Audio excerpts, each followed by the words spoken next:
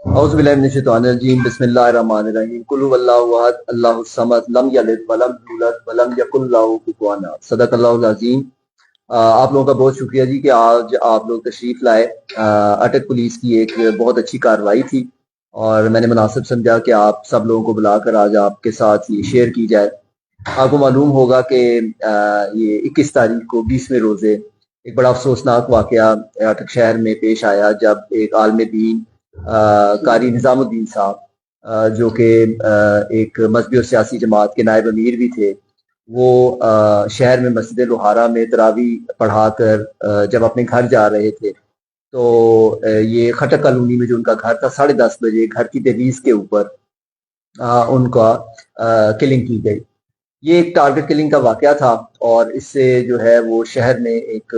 خوف کی جو ہے وہ لہر دوڑ گئی اور تشویش کی بھی لہر تھی پولیس کے لیے، کیونکہ اٹک میں آپ کو پتہ ہے کہ اس طرح کا وقوع سرزد پہلے نہیں ہوا تھا ماضی میں، تو یہ ایک چیلنج بھی تھا پولیس کے لیے اور لمحہ فکریہ بھی تھا سب کے لیے۔ اور میں اس وقت خاص طور پہ شکریہ ادا کروں گا جو سرپرست اعلیٰ ہیں اس جماعت کے جناب شیر زمان صاحب کے، انہوں نے پورا پولیس کے ساتھ تعاون کیا اور انہوں نے ہمیں پورا کانفیڈنس دیا کہ مجھے پولیس پہ پورا یقین ہے، آپ اپنا جو ہے وہ فری ہینڈ دیتے ہیں ہم آپ کو، آپ تفتیش کریں۔ اور بالکل یہ کسی احتجاج وغیرہ کی طرف نہیں گئے اور اسی وجہ سے پولیس کو پر جو ان کا کانفیڈنس تھا، پھر پولیس نے اپنی پوری جو ہے وہ اٹک پولیس نے ایک یونٹ کی طرح اس کے اوپر کام شروع کیا اور ہم نے جدید سائنسی بنیادوں کے اوپر تفتیش کا آغاز کیا۔ اور آپ کو پتا ہوگا کہ یہاں پہ ایک سیف سٹی پروجیکٹ بھی اب لانچ ہو چکا ہے۔ سی ایم پنجاب مریم نواز صاحبہ اور آئی جی پنجاب ڈاکٹر عثمان انور صاحب کی خاص کاوشوں سے یہاں پہ سیف سٹی کیا گیا ہے، جس میں کہ تمام شہر میں اب ہائی ریزولوشن کیمرہ جات جو ہیں وہ لگائے گئے ہیں۔ ان کیمرہ جات نے ہماری بہت مدد کی، ہم نے اس کو بیک ٹریک کرنا شروع کیا، وہاں سے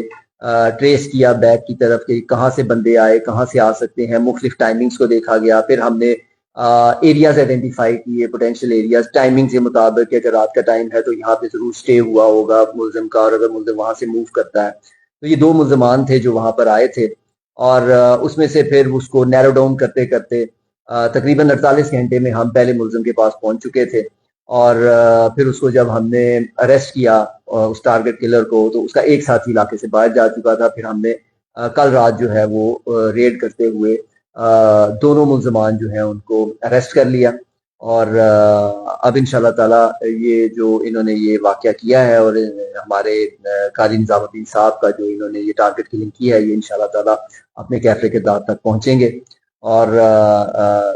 اب تفتیش جو ہے وہ ہم ابھی اس کا رخ جو ہے وہ اختیار کرے گی، جس میں پتہ چلے گا کہ یہ ریزنز کیا تھے، ان کے جو ہینڈلرز ہیں، ان کے فیسیلیٹیٹرز ہیں اور سمپتھائزرز ہیں جو یہ اس طرح کی کارروائیوں میں ان کی سپورٹ کر رہے ہیں اس طرح کے شوٹرز کی، وہ اب انشاءاللہ تعالی ہم اس کو انرتھ کریں گے۔ تو میں یہ اللہ تعالیٰ کا خاص کرم ہے کہ اتنا بڑا واقعہ اور اللہ تعالیٰ نے ہماری مدد کی اور 72 گھنٹے کے اندر اندر ہم نے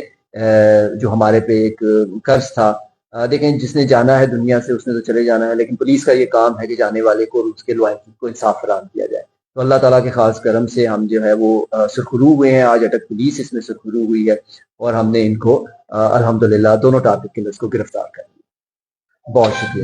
ٹارگٹ کلرز کے نام کیا ہے سر اور یہ کہاں؟ جی وہ آپ کو ہم بتا دیں گے، ابھی وہ تفتیش کا معاملہ ہے۔ میں اتنا بتاتا چلوں کہ دونوں کا تعلق جو ہے میاں والی سے۔ ڈاکٹر صاحب یہ اٹک پولیس جو ہے وہ خراج تحسین کی مستحق ہے سر، انہوں نے اتنے بڑے جو کیس تھا جس پہ کوئی امید نظر نہیں آ رہی تھی، لیکن آپ نے ممکن کر دکھایا اور ان کے تمام گرفتار ہونے سے सजा थी उसके अंदर आप करनी आए। बड़ी मेहरबानी, बहुत शुक्रिया, सर, अल्लाह जो ताला टीम ने का खास हिस्सा थे करम जो लोग किया है।